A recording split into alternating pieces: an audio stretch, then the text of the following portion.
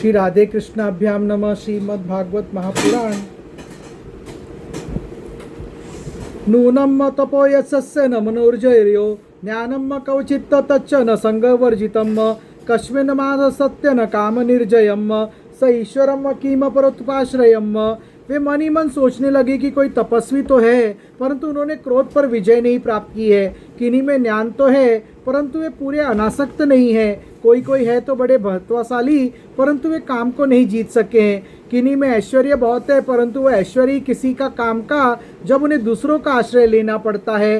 धर्मम कवचित तत्र न भूतसोहदम त्यागम कवचित तत्र ने मुक्ति कारणम वीर्यम पुनो सत्वे जेगा निष्कृतम निद्वित्यो गुणो संग वर्जितम।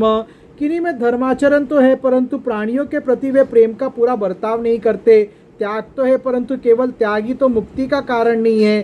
किन्हीं किन्हीं में वीरता तो अवश्य है परंतु वे भी काल के पंजे से बाहर नहीं है। अवश्य कुछ महात्माओं में विषयाशक्ति नहीं है परंतु वे तो निरंतर अद्वैत समाधि में ही तल्लीन होते हैं। कवचिरार्युन ही शील मंगलम कवचित तपस्यति न वेदम आयुषम यत्रो भयम कुत्र च सोय मंगलम सुमंगलम कश्चन कांक्षते ही माम। किसी किसी ऋषि ने आयु तो बहुत लंबी प्राप्त कर ली है परंतु उनका शील मंगल भी मेरे योग्य नहीं है। किन्हीं में शील मंगल भी है परंतु उनकी आयु का कुछ ठिकाना नहीं है। अवश्य किन्हीं में दोनों ही बातें हैं परंतु वे अमंगल वेश में रहते हैं। रहे एक भगवान सन विष्णु उनमें सभी मंगलमय गुण नित्य निवास करते हैं परंतु वे मुझे एवं विपुराशिरो विरासद गुणे वेरम निजाकृशमाता गुणाश्रयम वेव्रेवरम सर्वगुणोरपेक्षितम रमा मुकुंदम निरपेक्षम स्फितम। इस प्रकार सोच विचार कर अंत में श्री लक्ष्मी जी ने अपने चिर अभिष्ट भगवान को ही वर के रूप में चुना क्योंकि उनमें समस्त सद्गुण नित्य निवास करते हैं। प्राकृत गुण उनका स्पर्श नहीं कर सकते और अनिमा आदि समस्त गुण उनको चाहा करते हैं परंतु वे किसी भी अपेक्षा नहीं रखते। वास्तव में लक्ष्मी जी के एकमात्र आश्रय भगवान ही है। इसी से उन्होंने उन्हीं को वर्ण किया। तत्सा सदेश उशति नव कमगालम माधम दुर्वत्तरु ऋतो गिरो पुष्टुदम तस्तो निधाय निकटे तदुरम सोधाम सविरा विकासन्नेन न यता। लक्ष्मी जी ने भगवान के गले में वह नवीन कमलों की सुंदर माला पहना दी जिसके चारों ओर झुंड के झुंड मतवाले मधुकर गुंजार कर रहे थे। इसके बाद लज्जापूर्ण मुस्कान और प्रेमपूर्ण चितवन से अपने निवास स्थान उनके वक्षस्थल को देखती हुई वे उनके पास ही खड़ी हो गई। तस्याम श्रिया श्री जगतो जनको जनन्या वक्षो निवासकम करो तो परमम विभूतियम श्रियम स्वाम प्रजाम सकुरेनेन निरीक्षणेन यत्र सिद्धेध्यत साधिपितरसु लोकान। जगत पिता सन भगवान ने जगजननी समस्त संपत्तियों के अधिष्ठाता देवता लक्ष्मी श्री लक्ष्मी जी को अपने वक्षस्थल पर ही सर्वदा निवास करने का स्थान दिया। लक्ष्मी जी ने वहां विराजमान होकर अपनी करुणा भरी चितवन से तीनों लोकपति और अपनी प्यारी प्रजा की अभिवृद्धि की। शंख तुर्य मृदगानम वादित्राणम पृथ्वम स्वनम देवानुगानम शस्त्रीनानम नृत्यताम गायताम भूत। उस समय शंख तुरी मृदंग आदि बाजे बजने लगे। गंधर्व अप्सराओं के साथ नाचने गाने लगे। इससे बड़ा भारी शब्द होने लगा। ब्रह्मा रुद्र मुख्याम सर्वे विश्वसजो विभुवम इराविते मंत्रिसलंग्यम पुष्प वर्षिणम। ब्रह्मा रुद्र अंगिरा आदि सब प्रजापति पुष्प वर्षा करते हुए सन भगवान के गुण स्वरूप और लीला आदि के यथार्थ वर्णन करने वाले मंत्रों से उनकी स्तुति करने लगे। श्रिया विलोकिता देवाम स प्रजापतेयम प्रजाम शीलादि गुण संपन्ना लेभिरे निर्वत्यम परम। देवता प्रजापति और प्रजा सभी लक्ष्मी जी की कृपा दृष्टि से शील आदि उत्तम गुणों से संपन्न होकर बहुत सुखी हो गए।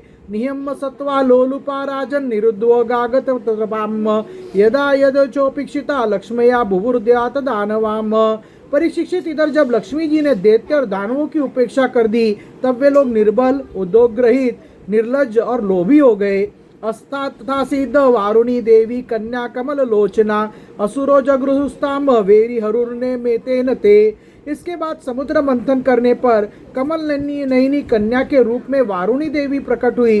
सन भगवान की अनुमति से दैत्यों ने उसे ले लिया। अथोर्तो मानात काश्यपिरेन्द्राद्रिभ्यम उदिष्टमन महाराज पुरुषम परमाधुतम। तदंतर महाराज देवता और असुरों ने अमृत की इच्छा से जब और भी समुद्र मंथन किया तब उसमें से एक अत्यंत अलौकिक पुरुष प्रकट हुआ। दीर्घ पिवारदो दंडम कुमिर्वो रोक्षणम श्यामल स्तुरुणम स्त्रेगवी सरवारभरण भूषितम। उसकी भुजाएं लंबी एवं मोटी थी। उसका गला शंख के समान उतार चढ़ाव वाला था और आंखों में ललिमा थी। शरीर का रंग बड़ा सुंदर सांवला सांवला था। गले में माला, अंग अंग सब प्रकार के आभूषणों से सुसज्जित, शरीर पर पीताम्बर, कानों में चमकीले मणियों के कुंडल, चौड़ी छाती, तरुण अवस्था, सिंह के समान पराक्रम, अनुपम सौंदर्य, चिकने और घुंघराले बाल लहराते हुए उस पुरुष की छवि बड़ी अनोखी थी।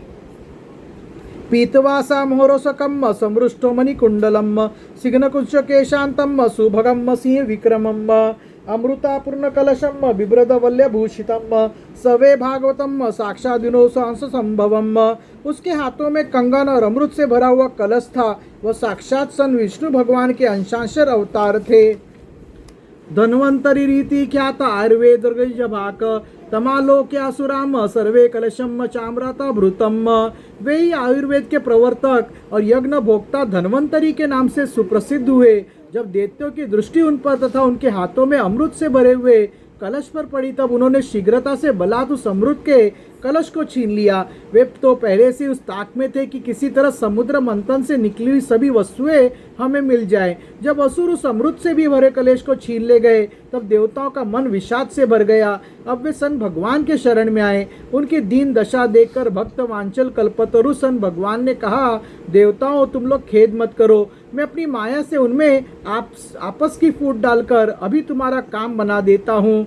लिपसंतम सर्ववस्तूनि कलशम तरसाहरन् नियमानो सूर्यतमल कलशमृत भाजने विषन्न मनसो देवा हरियम शरणमायुम इति तेदमालोक्य भगवनाभृत्य कामकृत मा खिद्दत्तमितार्थम वम साधियेषे स्वामया मित्थम कलिर्भूतेषाम तदर्थतर्ष चेतसाम अहम पूर्वम तम वदन तमिति प्रभो।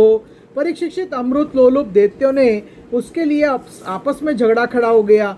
सभी कहने लगे, पहले मैं पीऊंगा, पहले मैं, तुम नहीं। देवाम सम भागवंती ये तुल्या सहेतवम त्रयागयुतम शिमनेश धर्मम सनातनम सन। उनमें जो दुर्बल थे वे उन बलवान दैत्यों का विरोध करने लगे जिन्होंने कलश छीनकर अपने हाथों में ले लिया था। वे ईर्ष्यावश धर्म की दुहाई देकर उनको रोकने और बार बार कहने लगे कि भाई देवताओं ने भी हमारे बराबर ही परिश्रम किया है, उनको भी यज्ञ भाग के समान इसका भाग मिलना ही चाहिए, यही सनातन धर्म है। इति सनातनवे दैत्या जात मत्सराम दुर्बलाम प्रबलान राजन्न गृहीत कलाशन्न मुहम्म सन एतस्मिन् वंतरे विष्णुअम्म सर्वपायी विदेश्वरम योषुद्रपदृश्यम ददार परमाधुतम। इस प्रकार उधर उधर दैत्यों में तू मैं हो रही थी और उधर सभी उपाय जानने वालों के स्वामी चतुर शिरोमणि सन भगवान ने अत्यंत अद्भुत और अवर्णीय स्त्री का रूप धारण किया। प्रेक्षण्यतोपल श्यामम सर्वावय सुंदरम समान कर्णाभरम सुकोपोलोकसान नाम। शरीर का रंग नील कमल के समान श्याम एवं देखने ही योग्य था। अंग प्रत्यंग बड़ी आकर्षक थे। दोनों कान बराबर और कर्ण फूल से सुशोभित थे। सुंदर कपोल, ऊंची नासिका और रमणीय मुख, नव यौवन निर्वत स्तन भार कृशोदरम मुखारमोदारुसंगिलोत्तरो दिल्लोचनम। नई जवानी के कारण स्तन उभरे हुए थे। उन्हीं के भार से कमर पतली हो गई थी। मुख से निकलती सुगंध के प्रेम से गुनगुनाते हुए भौरे उस पर टूट पड़े थे, जिससे नेत्रों में कुछ घबराहट का भाव आ जाता था। बिभ्रते से कशभारे न मालतुफलो मलिकाम सुग्वर कंठाभरणम सुभजाताभूषितम। अपने लंबे केशपाशों में उन्होंने खिले हुए बेले के पुष्पों की माला गूंथ रखी थी। सुंदर गले में कंठ के आभूषण और सुंदर भुजाओं में बाजूबंद सुशोभित थे। विरजंबरा संवित्तन निभ्य शोभया कांचया प्रविल सद्दलोचलोच चरणोपूर्वम। इनके चरणों के नुपुर मधुर ध्वनि से रुंझुन कर रहे थे और स्वच्छ साड़ी से ढके नितंब पर शोभायमान करधनी अपनी अनूठी छटा छिटक रही थी। सवीरता स्वीक्षतलो बिरवात स्वालोकनेयम देते युतनोपचेत सुअम काम मुद्यपयन मुहम। अपनी सलज मुस्कान, नाचती तिरछी बोहे और विलास भरी चितवन से मोहिनी रूपधारी भगवान दैत्य सेनापतियों के चित्त में बार बार कामोद्दीपन करने लगे। इति श्रीमद् भागवते महापुराणे पारमहंस्यां सहितां षष्ठम स्कंदे भगवानोलोपलम्बनम नाम षष्ठोऽध्यायम्। हरे राम राम राम हरे हरे, हरे कृष्ण कृष्ण कृष्ण हरे हरे। श्री राधा शरणं मम, श्री राधा शरणं मम, श्री राधा शरणं मम, श्री राधा शरणं मम। अथ नवमोऽध्यायः। मोहिनी रूप से सन भगवान के द्वारा अमृत बांटा जाना। श्री सुकुवाच तेनेन्तो असुराम पात्रम हरंत सोहदाम क्षिपनंतो दस्यु धर्मान आयंत्यम ददृश्यम स्त्रियम। श्री सुखदेव जी कहते हैं, परीक्षित, असुर आपस के सद्भाव और प्रेम को छोड़कर एक दूसरे की निंदा कर रहे थे और डाकू की तरह एक दूसरे के हाथ से अमृत का कलश छीन रहे थे। इसी बीच में उन्होंने देखा कि एक बड़ी सुंदरी स्त्री उनकी ओर चली आ रही है। अहो रूप महो धाम अहो अस्या नवम वयम इति वे ताम विद्रुत्र प्रपच्छातृच्छयाम। वे सोचने लगे, कैसा अनुपम सौंदर्य है, शरीर में कितनी अद्भुत छटा छिटक रही है, तनिक इसकी नई उम्र तो देखो। बस वे आपस की लाग डांट भूलकर उसके पास दौड़ गए। उन लोगों ने काम मोहित होकर उससे पूछा, कातम कंचल पलाक्षसी कुतो वा किम चिकर्षसी कश्यासी वद मोरोति मथंत तीव्र मनसान मनासी नम। कमल नयनी, तुम कौन हो, कहाँ से आ रही हो, क्या करना चाहती हो?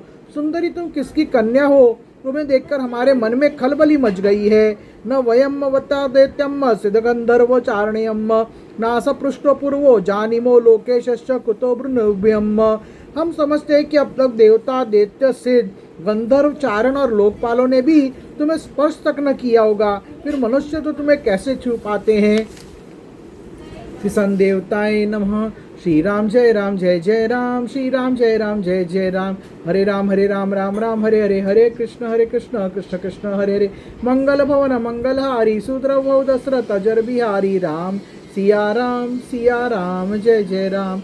रघुपति राघव राजा राम पतित पावन सीताराम। सर्वमंगल मांगल्ये शिवे सर्वार्थ साधिके शरण्य त्र्यंबक गौरी नारायणी नमस्तुते। ओम भूर्भुवस्व तत्सवितुर्वरेण्यं भर्गो देवस्य धीमहि धियो यो न प्रचोदयात्। सननन कोटि ब्रह्मांड नायक ओम राजाधिराज योगीराज परब्रह्म श्री सच्चिदानंद सद्गुरु साईनाथ महाराज की जय। ओम नमो भगवते वासुदेवाय नमः। ओम संदेवताय नमः।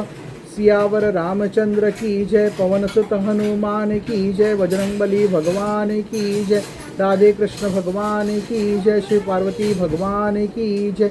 गणपति बप्पा मोरिया, मंगल मूर्ति मोरिया, सिद्धिविनायक महाराज की जय, नंदीश्वर महाराज की जय, विठ्ठल रखमाई भगवान की जय, विष्णु देवता की जय, गरुड़ देवता की जय, मत्स्य देवता की जय, साई बाबा की जय, वैष्णो देवी माता की जय, तिरुपति बालाजी भगवान की जय, मुंबा देवी माता की जय, एकवीरा माता की जय, महालक्ष्मी माता की जय, महाकालिका माता की जय, महासरस्वती माता की जय, मुंबा देवी माता की जय।